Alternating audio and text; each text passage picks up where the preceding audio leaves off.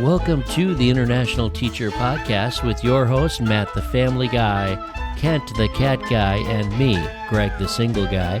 We are recording episodes from around the globe to tell you about the best kept secret in education. That's right, it's teaching overseas. We're glad to have you join us. Hey, welcome to the International Teacher Podcast. I'm Kent the Cat Guy, and tonight I'm here with... I'm Greg the, the Family Guy? Nope, that's Matt again. I'm sorry, I'm Greg the Single Guy. And I tell you what, Kent, it's good to be back. Can't wait for the audience to hear this next guest that we have on. You know, we have a very special guest tonight. Why don't you introduce our guest for our fans tonight? Well, we're going to call her Sue. I don't know if we should say her last name or not, but I tell you what, she's special because she is the mom, the wonderful mother of one of our former guests, our TCK guest, our first and only so far, Julia. And this is Sue and her husband, Grant. They live in Geneva right now. She's on our show to talk, I think, about family overseas, especially as a Canadian, because she's Canadian. And she's living in Switzerland right now. Hi, Sue. How are you? Hi, Sue. Thanks so much for having me. I've so enjoyed all of your podcasts that you've done so far. I'm feeling a bit nervous because I don't think I'm going to meet the grade because you've had so many fantastic guests. But yes, it's so great to be here. Thanks for having me. You're welcome. Our audience, our listeners should know that Sue and I have history. She and her husband taught with me in Egypt, right, Sue? That's right. And we'd wait for the school bus in the morning. There were about 6 of us waiting around in Mahdi, waiting to go to the school in Egypt, the American school in Egypt. And we were there in 2004 and 2005. I was there 2004 to 5, and you were there a little bit longer, if I remember correctly. Yes, exactly. And do you remember the number of our bus? Oh, my God. 42. Oh, you're close because the 2 is correct. It was 72 because a lot of us had a nickname for that bus. That we can't say. Now, what is the nickname of that? Is that something that we can't do on the air? Is that PG-13? Exactly. I don't know now why. I have to know. This is an adult show. Come on. What is it? Remember, it was like FU 72. Oh, no, I totally forgot that. Oh, my There Lord. were some interesting characters on our bus, needless to say. But then we moved to another neighborhood, and so we were on a different bus. Now, See, we're no bus longer on 72. FU 72. Now, Yeah. bus 72, it's a public bus, or there's just teachers on this bus? Because it could go either way. In a lot of the schools overseas, they have a bus system where they have some kind of private driver that gets their teachers to and from school. A lot that I've experienced. I don't know about you, Sue, but that was provided by the school, right? Yes, correct. So depending where in Cairo we were living, a school bus would come and collect all the teachers. We were all together on the bus in the morning and at the end of the day. We all went on our same number every day. And, jumping into family straight away, we assumed that our children could ride the bus with us. No children allowed on the school bus. The wheels don't go round and round. They didn't go round and round. And I don't know if that was a school policy or some people on the bus didn't like students on the bus. Well, I found out early there were going to be kids, and I decided to go in and talk to the superintendent. Yeah, we thought it was put the kibosh great. on this, and Yeah. I just hate children, and I had to get them off the bus, Kent. And no, in all seriousness, I don't even remember that. I seem to remember certain pictures though that we have, and maybe they were just like here and there, like emergency, like they didn't normally go with us on the bus. They did in the beginning. They did. But then they were on their own school bus after. Yeah. Got it. And only once in a while would they be on there with us because it was teachers. Yes, exactly. It was so weird. It so was long ago. It was so weird and so long ago and such a long bus ride. It was a long ways. It was over an hour. What was the worst thing about bus rides for you? The worst thing were the car accidents. all the car accidents we come across, like horrific car accidents. I remember even early on, covering the girls' eyes because, speed was just Brutal. a suggestion. Kent, have Right. you been to Cairo before? Yes, I have. Have you been to see the pyramids and everything? Well, Yes. Sue and Grant and I were always in that traffic. We were in the town of Mahdi, which is outskirts of the main city, where all the expats live. I remember because I was teaching 6th grade language and math, right, Sue? And I had to grade papers. I couldn't do it in the bus ever because the bus, Definitely. right? Do you remember the stop? Yeah. There are no stoplights in Egypt. Basically, No. if there were, they would ignore them, but they're usually just at intersections. They had a bump, massive bump that would Yes. just hurdle you into the Right. ceiling and crack your head if you're sitting up straight. You're right. I've forgotten about that part. You're right. And Oh, they I can't drove forget about that. so fast. And yeah, you couldn't read. I know No. some people tried reading. Oh, there's no way. Much less marking. I mean, I couldn't even No. check spelling lists. I mean, I couldn't read anything. Mhm. So I was listening to a Walkman or having a conversation, and usually we're so drained, it wasn't exactly fun to be on a teacher's lounge, first of all, every morning, and then Every to morning. bus. And we didn't all have, none of us had cars, really. I think a couple other No, people had a cars, but we couple of didn't. people did, but not too many. It's so And like I would ever dangerous. drive there anyway. I would never Exactly. drive in Egypt. No It's way. so dangerous. The funniest thing, I remember we rented a car once to go out to the Red Sea.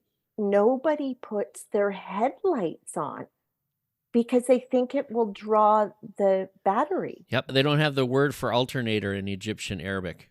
Yeah. So there's no headlights. So Right. you had to make sure that you drove in daylight because it was terrifying. Hey, Kent, ask Sue about the time that Grant fell out of the taxi cab almost. So, Sue, I understand that Grant fell out of a taxi cab one time, and I was wondering if you could tell us about that. Well, and again, so you don't have your own car, so you're using the transportation that's available, which are, taxis. I don't know what era would they be from? I'm not sure, but you'd be lucky if there was a floor. So, we're looking, down at the pavement as we're driving. You say if we asked you they came from the turn of the century, we'd have to ask you which one. Exactly. And then, so we're taking a corner. Was that in Heliopolis, Greg? And Yes. I'm in the middle, and Greg and Grant are on each side. And all of a sudden, we're like, goodbye, Grant. And he is swinging off the door. Yeah, the door actually opened up. The Yeah. back door opened up because the handle didn't work. And then the coolest thing about it was that I think one of us, I don't know if Grant got out or if Sue and I were just hanging out in the back a little bit afterwards, but we made a video about it too. I interviewed her on the spot with my camera. Do you remember that, Sue? Yes.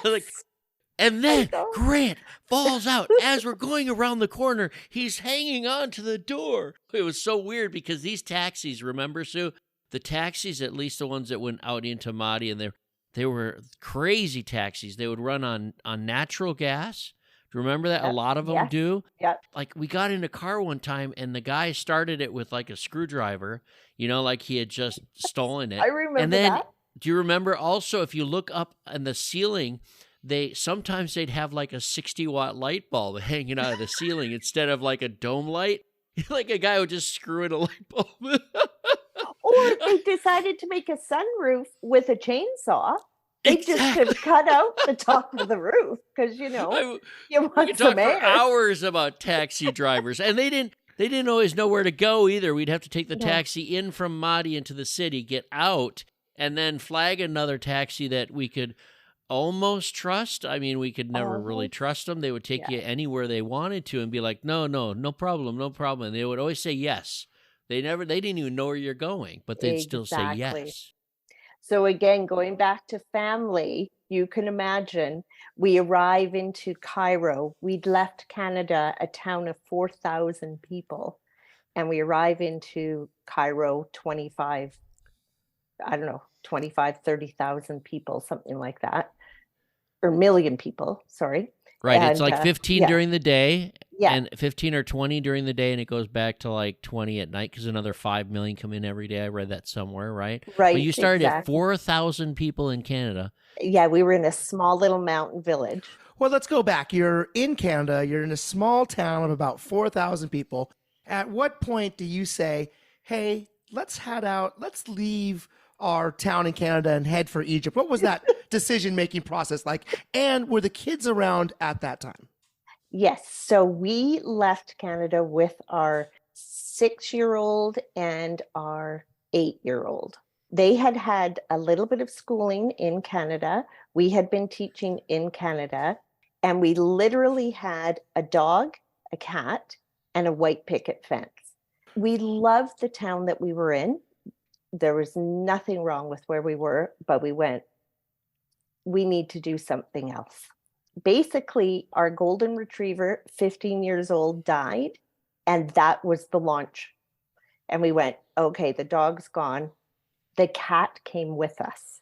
There's how many million cats in Cairo? Yeah, At we least 20 decided to million. bring Yeah. our cat. Oh, of course the cat came with you. He saw what happened to the dog. Yes, exactly. So, we told our kids, we sat them down, we went to the Iowa Job Fair. We can't remember if we ran into Greg at the job fair or not, but we went to the Iowa Job Fair. We just looked at each other. We had a few job offers and we went, wow, it'd be really cool to live in Cairo. And that's the one we took. What was that family meeting like when you broke the news to the family? Well, it's interesting going back to Julia's podcast. Her first guest was her sister. And we all remember it a little bit differently. We just remember coming back from Iowa in February, bloody cold, sitting our girls down on the couch and going, hey, we're going to move to Egypt. It meant nothing. We could have said, we're going to move down the street to another village. They were just like, oh, great, and jumping up and down. And that's how we remember it. They didn't have a clue. We didn't have a clue what we were doing. There was so little at that time. Only, what did we have? Did a little bit of internet? Not much. Dial up, I guess, at the time.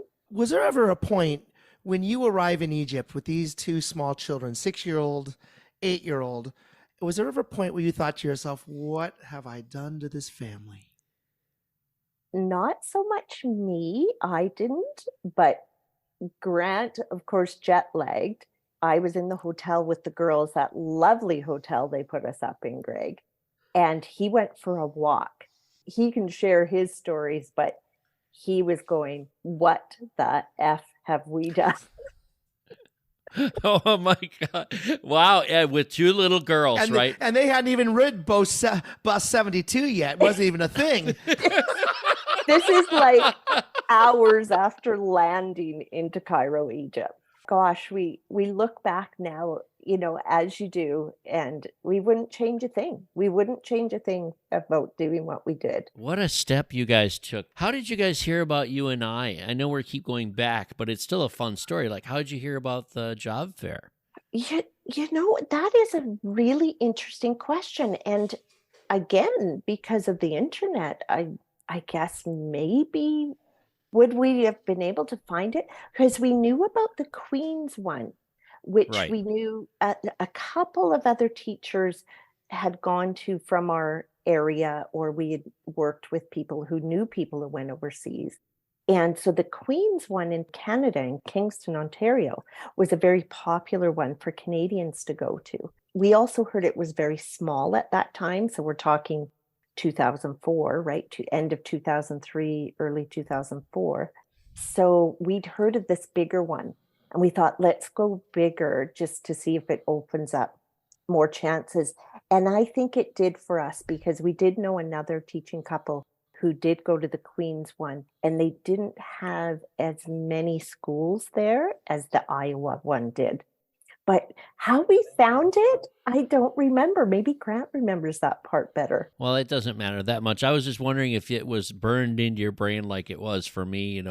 Every step of the way for that first job fair was just crazy. The one that you were at in 2000, I guess, 3, when you went to the UNI to get to 2004 in Egypt. Right. When you were there, and I was actually there with probably about 5 or 6 people from Honduras. And Okay. we had all sort of gone to the fair our separate ways. And Paul Mooney was my roommate in Honduras, and he had said, I'm going to go to a job fair too. So he ended up going to Egypt by chance. We both sort of looked at each other and said, well, we both have offers, and we decided to go just because one of the other teachers from our school that we looked up to had already been around the world like 3 times, right? He had been teaching. He was this older gentleman. I forgot his name right now, but he was teaching like high school English, and he was, a very British type of guy, right? And Right. I don't know if you remember, I can't remember his name, but he went to Egypt, and we're like, well, heck, if he's going to go and he's going to go to this school, it must be a great school. He's been around the world, and he's going to go teach there. So, Moody and I both said, okay, let's go. For me, it was the wrong decision. I stayed for 1 year and broke contract, but that's a long story. Yeah. But Yeah. you guys stayed. How long did you guys stay there? Well, that's where we get into a little bit of some interesting, as you say, finding the right fit. We were part of a group of schools, as you know. We were there a year and a half. I'll just leave it at that, because they had asked us to move schools to another part of the Middle East. And that was not the right fit at all to do that move. So anyway, the school ended up shutting in that part of the world, and everybody yes. was left high and dry. But we landed on our feet. Well, let's go through that. That's right. So here you are, just to paint the picture. You're in Egypt, a year and a half. You've got maybe a 9-year-old and a 7-year-old at this point. Yeah. Mm-hmm. And you find yourselves out of work as teachers. Mm-hmm. You think, what, go back to Canada? You think move forward in the world? What was that like? Well, we were really lucky in that we could have gone back to Canada, because our school district, they were really great. We'd work. So Grant had worked 19 years in this school district already. I had worked 7 years. So we already had a good solid base when we left, and we could have gone back because they did let us have a 2-year leave of absence, which was unusual but wonderful of that district. Absolutely. So after the year and a half, you still have 6 months left to sort of make that decision, if I get that math. Okay. So what we did is, you go back and you're broken, you're a little bit broken, and you're, tail between your legs, and you're kind of going, but we really enjoyed it. We loved being overseas. And we knew the Bangkok Fair was coming up. We had already applied for the Bangkok Fair because we were going to do the 2 years in the Middle East and go. So we knew that. Right. So we went to the Bangkok Fair, and as it happened, people move around. Sometimes there's trailing spouses. The husband or the wife's job gets changed, and they have to leave. And we just landed jobs mid-year. Wow. Mid-year so that's you landed fantastic. jobs. We did. We were really, really lucky. What country did you land in? Singapore. We knew an Egypt teacher who had taken a job in Singapore, and he said, well, why don't you come and stay with us before you go to the Bangkok Fair? And we had time because we didn't have jobs. So we went and cruised around Singapore, and we visited all the schools there. Not all. There's a lot of schools in Singapore. So did the girls stay with Grandpa and Grandma while you guys went to to Singapore? They did. And you went from Singapore to visit your friends and saw the schools, and then you went to the job fair in Bangkok. Yeah. So, and that's from Canada. So, it wasn't a short trip. You had returned to Canada from Egypt, and then you regrouped and set off again to Bangkok from Canada. Yes, exactly. So see why I have her on the show, Kent? I knew this was going to be great to share a story. And this is the thing, you just don't know. And I think, the biggest takeaway for us is that we've been resilient. Our children have been amazingly resilient. And you do have to be flexible, and you have to keep a sense of humor. It wasn't easy. There were some big hiccups along the way, but Yeah, so we went and we landed these jobs in Singapore because this couple was leaving mid-year because not a couple at the school. There was one position. I took the position, and there was an increase in students after Christmas. And so they created a job for Grant. So Grant is a teacher he's a PE like guru. Grant. Right? Health and PE, Grant is. And Sue, you teach across the board, right? You were teaching, when I met you, I think you were teaching in language learning, I think. Yes, it ESL? I was I guess ESL. they called it back then. Yeah, EAL, ESL. And you and I hit it off great because that was part of my training too. And overseas, we all sort of become EAL and ELL and ESL and yada, yada, Exactly. yada. But that was what you were teaching at the time and when I met you. So you and Grant, as a teaching couple, go to your job fairs and you're like, hey, I'm a language arts teacher and EAL. Grant is PE. And you guys have stuck with that over the years, or? Yeah, more or less. I mean, I've taught a mix of EAL and classroom teaching, depending on the needs of the school. Sometimes there's designated language class. I don't know if you've worked at schools like that, but I would get all of the ESL kids in my classroom, but I was a classroom teacher.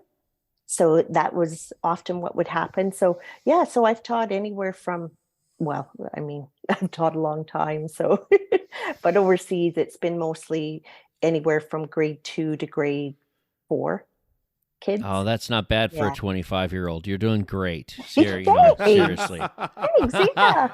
I started really young. The kids are back in Canada. You're off in Bangkok interviewing for jobs. Do the kids ever say, hey, we're staying in Canada, have fun in Bangkok, have fun in Singapore? We got grandma and grandpa here, we're staying.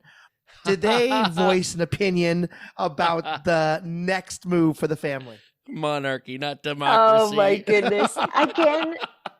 Again, they were at an age where I think you just do what your parents tell you to do or what the family is doing. I don't remember having those conversations. Maybe my daughters can remember better, but I don't remember saying to them, do you want to go back to the small town that we were in before? I think Julia said on her podcast, she said, oh, we just went because mom and dad went. Mom and dad are going, so we're going too. Yeah. And, you just kind of go where the work is, right? Anybody. So we basically had a 1-day turnaround. So we're in Bangkok. Oh, no. We accept the jobs in Singapore. Wow. We fly back to Canada. Western Canada, so we didn't have to go to the east, but still far enough, and basically pack up the girls and we go back to Singapore. So this is all around like over Christmas break, just into January. Yeah, the January fair in Bangkok, it's quick. It's right after the holiday. Exactly. So one day. Wow. That's basically crazy. 1 day. That's all I remember. We just arrived back. Grant and I didn't even have jet lag because we just packed up the girls and got back on the plane. Yeah. Oh, cow. It was crazy. Double jet lag that cancels itself out. I love it. Yeah. And then I started work on the Monday because it was the end of the school holiday. I started work and then Grant started a few weeks later. We had a little bit of room just because of the situation with the teachers there. So Singapore was great. To answer your question, Kent, I think our girls, they consider that home because we ended up staying almost 15 years there. Oh, so they go from Yeah. Middle and lower elementary all the way through the end of high school for both of them. Oh, in Singapore. Okay. In Singapore. Okay. So they graduated. We did change schools. So we didn't stay at that school the entire time, but we did change over to another school and then they graduated from that school. We'll take a moment's break now to remind you how to reach out to us. Of course, you can address any negative comments to Kent, the cat guy. We do love to hear from you. If you're out on Facebook, we don't do that, but our handle on both Instagram and Twitter are at ITP Expats with an S, ITP EXPATS. As a handle, if you want to, you can send us an old email at internationalteacherpodcast@gmail.com, or you can visit us at our new website at www.itpexpat.com. www.itpexpat.com. Well, back to the show. Kent, have you been to Singapore before?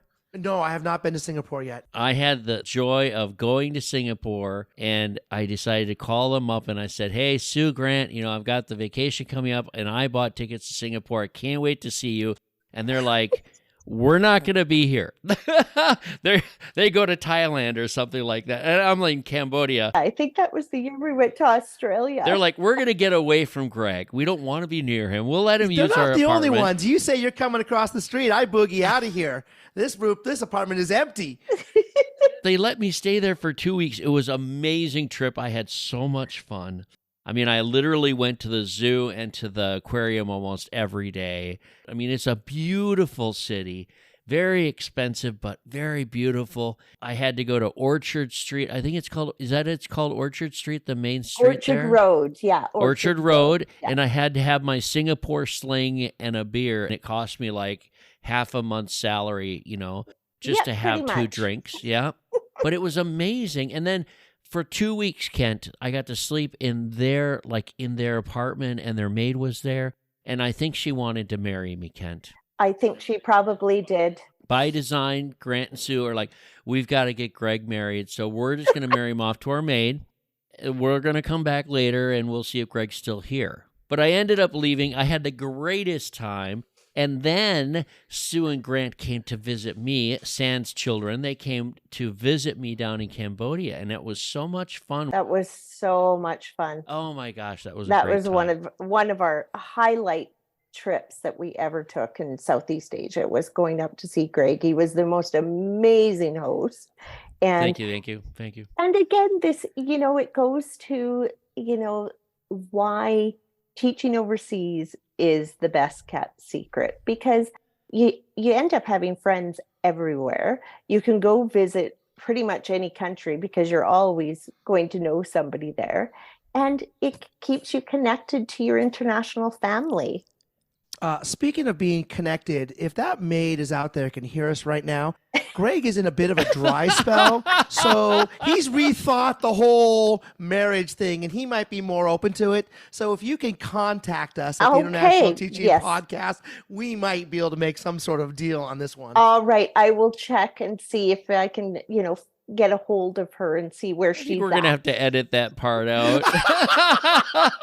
It's a good thing I do post editing most of the time. Yeah. Kent is unbearable. So Singapore sounds like paradise. Sounds great. And so 15 years, what do you decide? You decide it's time to move on? The kids are still with you when it's time to move on from Singapore? No. Talk us through that a little bit. So again, great place, great schools. We were at great schools there, had a big international family. But now our girls are in university in Canada. We're a good 32 hours of traveling time away from them. Mm-hmm. And we have aging parents. And I think this is, a big piece of the international puzzle that I see all my younger colleagues starting to go through now. And we wanted to get closer to Canada. We were going to go back to Canada after Singapore. We decided that because of our aging parents, our children were back in Canada, let's go back, maybe teach, maybe do something else. Again, we seem to be the ones that find these last minute postings, because in Switzerland, you only need to give 2 months notice. There's none of the year, the job recruitment time isn't now. It's whenever people give notice, because they follow the Swiss labor laws. So someone had given notice in March. We have shippers coming. We have, we're going back to Canada. We've arranged all that. And I say to Grant, hey, there's athletic director position in Switzerland. Oh, well, maybe I'll throw my hat in the ring. They fly him out for an interview and he gets the job. Wow. Wow, that's Yeah. right. Yeah. So you just cross out Canada on all those boxes and you put Mhm. Switzerland over the top of those movers must have been ticked.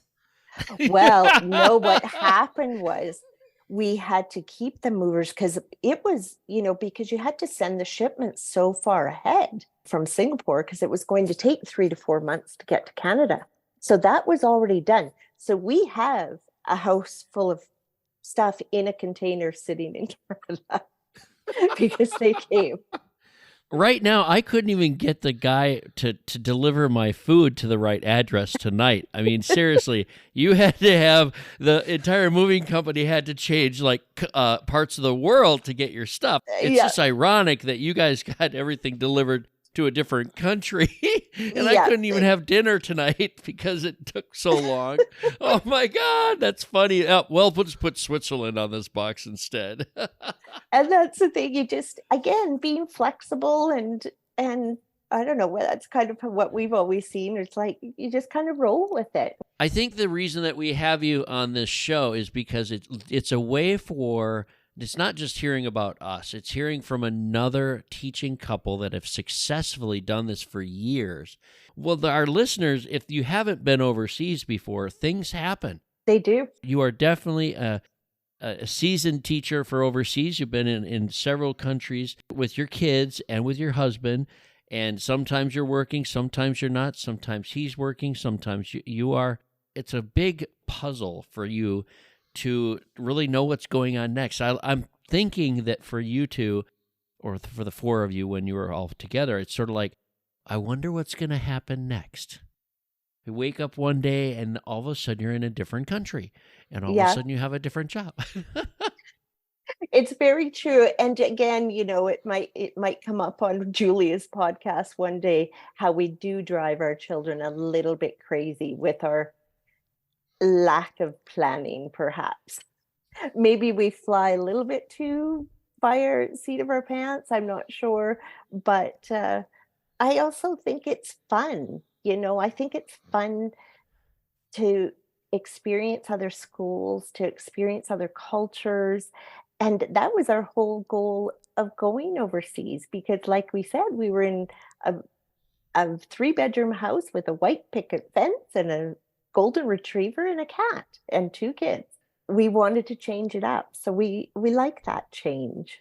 Julia can say whatever she wants in her podcast. She's living with you again. So, you used to be empty nesters, and all of a sudden she wandered back, came to Switzerland to live with you. So, you know what?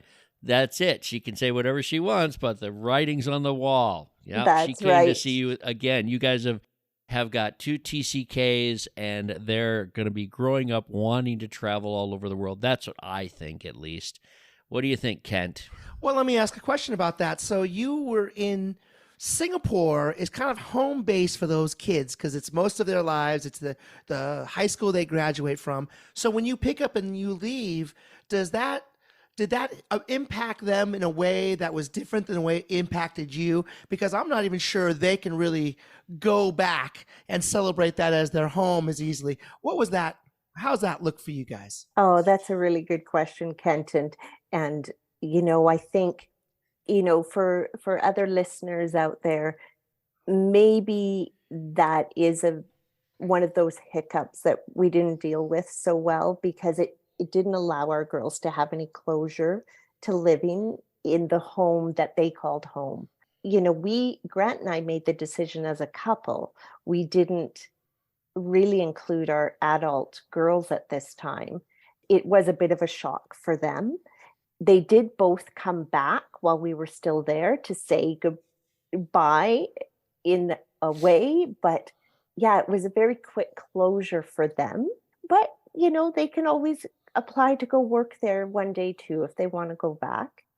Okay. And you never know, they might, depending on their work and their fields. And they're both resilient. Yes, they're both super kids, I'm sure. I have not talked with your oldest one in a long time, but Julia was definitely on our podcast, and she's doing really well, and we're very happy to have her podcast. In fact, Julia, if you're listening to this, I announced it, didn't I, Kent? You sure At did. our staff meeting, I announced it because they started bringing up TCKs. They're going to have us read a book about it, trying to reach out into our community more. I raised my hand. I'm like, hey, you guys want to hear it straight from the mouth of a TCK, get onto this podcast. And no kidding, 3 or 4 teachers at the end of the day said, hey, I listened to that podcast. Thank you so much for putting us onto it. So hopefully, Great. she's going to jump right up into stardom, I think, this week, right? Fabulous. I think it's a great way for her to work through being a TCK, because one of the things, like when they went back to Canada, it's very difficult to land back in your passport country, but you don't feel Canadian. And I remember when she was filling out the application forms for her particular university, and it actually had a box when it said, are you Canadian? Are you American? Are you, where? And it said TCK. And no kidding. She was like, there's a box for me. You're kidding. I had no idea. That's the first I've heard of that. That's amazing.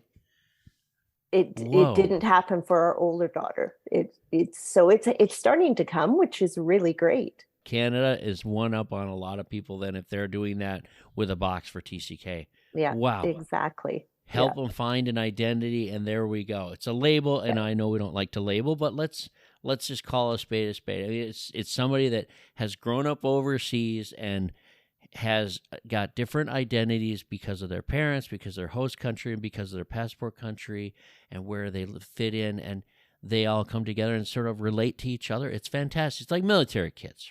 And I think going back to just talking about, kids growing up overseas, and one of the main differences that we noticed, especially because our girls ended up going to an American high school, is those kids often went back to a home in the United States in the summer, maybe went to university, not always, but near to where that home was. They had more of a base. As Canadians, we cannot keep a home in Canada that we can go back to. People can own homes, but they have to be rented. We can't own a home and go back there in the summers. Can I do the maid pitch again? As long as we're editing and going back, can I go do the no, maid you can't pitch do again? the maid pitch. No. See, this is where I have to do the editing. This is just nuts. We're going to keep circling back You've to lost that. control of this podcast, Greg. You've lost control of it. Hey, I have total control at the end of this. So here's my response to that. I have a very good question about what your family did to return home, and how often did you and your daughters go back to Canada, especially when you had time off from school? Initially, when we first landed in Singapore, the school we taught at, and many of the international schools send you home every 2 years. You get home leave every 2 years. We'd had this little hiccup in the Middle East. So, our cash flow wasn't huge at that point. So we didn't go back to Canada every year.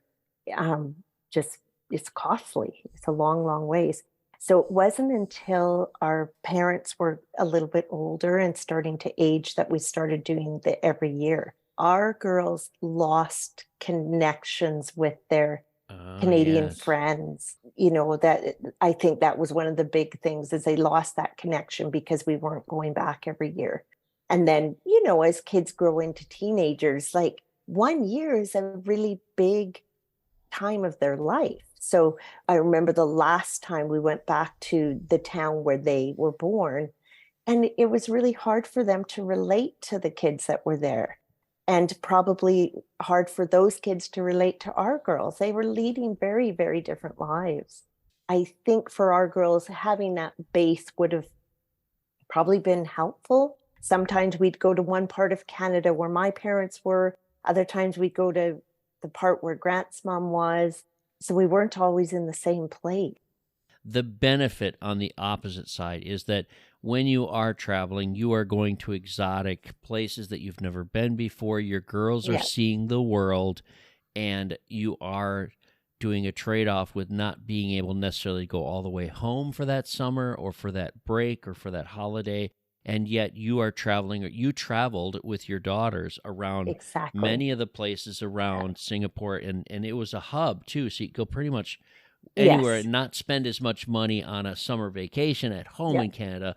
You could go somewhere else close by and not spend nearly as much money, but have a great time, right? Exactly. And, that's one thing, of course, at the age that we are, people are always asking, using that retirement word. That's not a vocabulary we have in this house, but for many reasons. But also, we got to travel with our kids. A lot of people wait for retirement, which is great. That's the route that they're doing. So they'll wait for retirement and then they'll go see the places they want to see. We got to do that all with our kids. Again, we wouldn't change it because it was so wonderful to visit all these different countries and cultures. And even the girls would go see, if friends moved away from Singapore to another country, they would go visit them there. That was opportunities that they wouldn't have had otherwise. I'm so glad that you brought that angle up, because Greg and I can't speak to that, but just the value of travel for those children. It'll not only does it change the lives of adults to travel, but it changes the lives and positively impacts the lives of young students. And it's amazing. And I think that if we had that voice on, they could tell you what a great opportunity that was for them to be able to do that with you when they're at that young, impressionable age. And the world's always going to be their playground.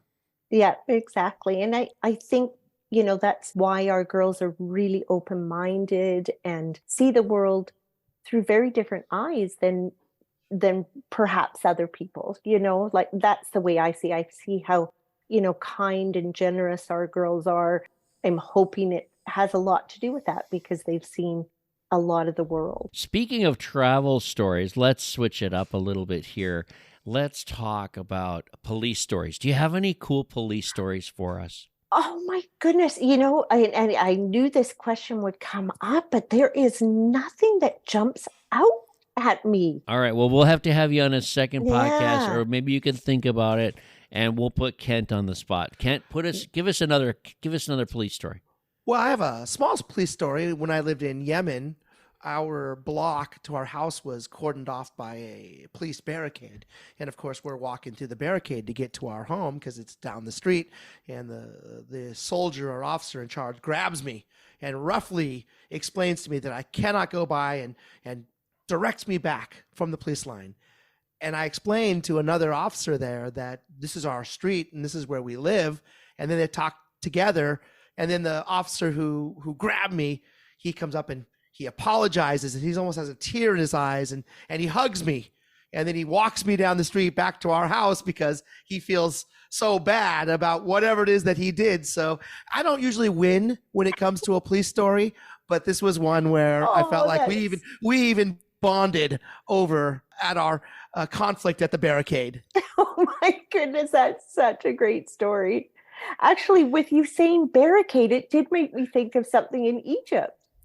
Go for it. Please. Not really directly, but remember all the guards, Greg, that just would stand on the street? Sure. The guards. Sure. And maybe you were even with us. But I remember there was one fella in Maudie, and he was always in one of those little wooden huts and often asleep. But Grant, being Grant, had to go chat him up and said, tell me about your gun and, where are the bullets? And he goes, Yeah, he's so bashful. yeah, exactly. No bullets. There's no bullets in my gun. You say that they always fell asleep. Like, these were not necessarily policemen. They were more like armed guards, supposedly armed guards. And I remember when I went with some friends, I went with two of my friends down to Alexandria, and we found this, a couple things come to mind, but I was just there for like the weekend. At night, we went to this bar and had a great time. We're walking back.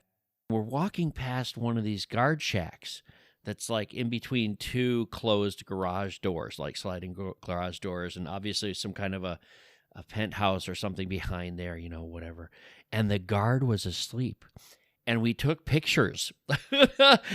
He's totally like sleeping, in the window there. And we're like standing in front of him doing all these like poses. I think we had like a Charlie's Angels pose or something with the guard in the picture. That brings up a good point. Remember, there's several markets in Egypt. And I remember that a couple of the teachers, all of us sort of would band together and do things in the city together around Cairo. I don't remember if you were with me or not, but a small group of us had gone to not Khan Khalili, there was another like a Friday market that was very popular. Yeah. Yes, right. The Friday market. Yep. We were on like a scavenger hunt. Like we would go on these very strange scavenger hunts because in Cairo you can find anything. Like if you want a Mickey Mouse toilet seat, Yep. If you want something from 1943, World War II era or something, we could find it in these markets. Definitely. Remember that. So yes. I remember going through this market, and it was one of those strange days where they do like to take care of the tourists. So it was just a couple of us. We're walking along, and I don't remember what had happened in the news, but all of a sudden there were 4 or 5 guards walking with us through the market. They were like tourist police. Oh, okay. They were just sort of not armed, but they were uniformed, and they would walk. They just started walking with us, and we're like, "What's going on?" And they were like, "They're just walking with us like it's normal." And we realized it was because they were sort of protecting us as we're going through this non-touristy area. Tourists didn't go to this market. It was mainly expats from the area that would go to this market. We knew about it. Right. And it's a friendly police story. I mean, it was our protection, and we never asked anybody for this, but we really weren't bothered by people because of that. And these guys were just sort of flanking us in the front and back and on the sides, about 4 or 5 guys. It was really cool. Wow, that's really cool. It definitely wasn't there that time, but maybe Grant was with you. Well, you know how much paperwork there is when a gringo gets hurt in one part of town and you're in charge of it. There's a lot of paperwork that goes with that. Those guys were not going to let anything happen. Yep. I have one short police story again. I apologize to the audience if I've said this before, but I was living in Honduras for my 3rd year of teaching, and I had gone into this little barrios area to get some internet cable. We had to put the internet cable out to our guard shack because we had 24-hour guards, right? I went down on my weekend and parked my car. I run into this little shop for like 3 minutes and bought 100 feet of cable and came back out, and there is a police officer sitting on the front of my car. And what I didn't realize, they had changed the parking meters method. You have to buy these little piece of paper that would you mark the time on it, and you had to put the amount on your dashboard. You had to buy it from the police station. I didn't know anything about this. He wouldn't budge. I mean, this is my 3rd year down there, and I had learned enough street Spanish. I spent the next hour trying to get him off the front of my car and explaining to him that I was just buying cable for a minute, and I would pay him, and I tried to bribe him too. It almost worked. He gets off my car, and he's reaching into his pocket, and all of a sudden, his boss comes along, walks up behind him, and he's this like fat gordo kind of guy, right? He's this big, large guy, and he walks up behind the skinny dude that's sitting on my car and had just gotten off the car. He looks at me, and he's shaking his head like, no bribe. You cannot bribe. And I'm like, okay, fine. I said, listen, how about if I just buy some tickets from you? Can I buy some tickets from you, gentlemen? I would love to buy some parking tickets from you guys. In fact, I'll buy extra ones from you guys. So give me about a week's worth of parking tickets. Basically, I bribed him by not bribing them. The guy ended up letting me go. I was afraid he was gonna put me in jail. I had these visions of me going to a barrio jail, and it just for getting cable, right? Oh, I must have had quite a few beers that night because it was a scary incident. Where do we go from there? I think parting words. I think, Miss Sue, what do you think? What's your future, and what advice do you have, or anything that you want your our thousands another of police listeners story. to hear. Or another police story. We know you got them there. I mean, we got the mug shots over here. We need an explanation. Exactly. Parting words. Gosh, Okay. parting words. Oh, well, definitely for anybody, as we've all said, anybody that's at all thinking about going overseas, it is the best kept secret. We really enjoyed our time teaching in Canada. I think we were really well prepared to go overseas. I give credit to the colleagues I worked with in Canada, the training I had. I think it really prepared me for a lot of things that were thrown at us overseas. So I think having that experience, domestic experience, definitely helped us along the way. Maybe that's why we ended up with these little pieces of jobs here, there, and everywhere. And I think we just have been really lucky teachers with the places that we've taught. It's finding the right fit, but sometimes I think www.amazon.com. Oh, God, Kent. Exactly. Absolutely. I'm hoping that's coming as a Christmas gift from a certain child of mine. I see. I'm hoping. But I think, that would be my parting words. Speaking of children, I think that we should offer our listeners just one option for you would be if they want to get in touch with you, they can get in touch through us, through ITP, the International Teacher Podcast at gmail.com, and they can ask about you, Sue and Grant, and they can ask us questions that we can forward to you if we can get through that. That buffers you a little bit. And they can listen to Across Oceans, right? Kent and I listen to it avidly, and Julia's out there with her podcast. That's on any of the podcasting platforms, just like we are, right? How does that sound? Yeah, that sounds really great. And one of the things, and I think maybe it happens more regularly now, but certainly when we all arrived in Egypt, and there was quite a big crew of us that arrived that year, we certainly were the only people who arrived with kids. We've known lots of our friends and colleagues who have had their kids overseas. We haven't known as many that took their kids overseas. So we're definitely open to talking to anybody who's thinking about doing that. Absolutely. I would love to do that. That sounds awesome. We will filter those through to you. If they reach out to us, we will connect you then. A little bit safer for your privacy, and you guys can enjoy your non-retirement as you are living in Switzerland and enjoying all those beautiful things there. I think it's been great, Sue. It's been fantastic listening to your stories, getting to meet you. Thank you so much. You as well, Ken. It was so great to put a face to. I know the listeners don't get to see your face, but now I get to see the beautiful face behind that fabulous There's a laugh. reason why they put us on a podcast and not a video cast. Don't get any closer to him, Sue. Don't get any closer than the screen. Keep your hands and feet away. Just make sure your hands and feet are outside of the cage. You'll be fine. I had a great time talking with you, Sue. Thank you for sharing a little bit about your family, your travels, your exciting changes in countries. I mean, those are just amazing ideas, and I love it. I can't wait to have Grant on here with us so he can talk with Kent, and we could talk with Matt about sports in schools. I think would be a great thing to talk about with Grant. Definitely. Right, yep. As an athletic director. Kent, are you going to bring us to an end? I am going to bring us to a close. This is Kent the Cat Guy, along with Sue, the temporary family gal, Greg, the single guy, saying until next time, it is last stop on bus 72. Oh, that was an excellent ending. I like it.